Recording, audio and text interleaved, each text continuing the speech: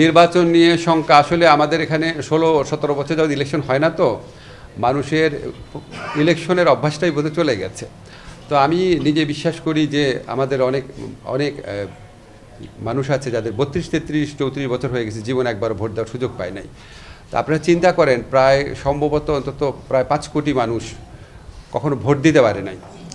তো এটা কত ইম্পর্টেন্ট পুরা আমি বিশ্বাস করি বাংলাদেশের সাধারণ মানুষ অধীর আগ্রহে নির্বাচনের জন্য অপেক্ষা করছে। কারণ আপনারা দেখেন যে নির্বাচন অনেক দেরি আছে। অলরেডি আমি যেখানে যাই দেখছি, পোস্টার দেখতে পাচ্ছি, মানুষের মধ্যে অত্যন্ত একটা উৎসাহ উদ্দীপনার সৃষ্টি হয়েছে। তো নির্বাচন নিয়ে আশঙ্কার কোনো কারণ দেখি না।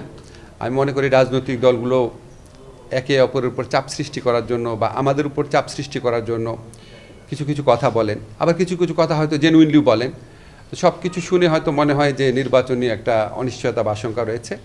আমি আপনাদেরকে দৃঢ় কণ্ঠে বলতে চাই, আমরা সরকারের পক্ষ থেকে ফেব্রুয়ারির প্রথমার্ধে জাতীয় সংসদ নির্বাচন আয়োজন করার ব্যাপারে বদ্ধপরিকর।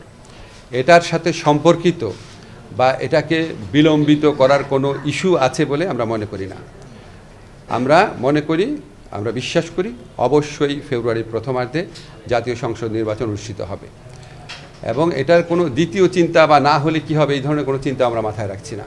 এবং আমি পার্সোনালি বিশ্বাস করি আমাদের রাজনৈতিক দলগুলো ওনারা যে যাই বলুক না কেন, ওভারঅল ওনারা নির্বাচনী রাজনীতিতে বিশ্বাস করেন, এবং আমরা সরকারের পক্ষ থেকে নির্বাচনে ওনাদের মনে আস্থা সৃষ্টি করার জন্য, ওনাদের একটা আনন্দমুখর পরিবেশ সৃষ্টি করার জন্য আমাদের যা যা করণীয় আমরা সবই করব।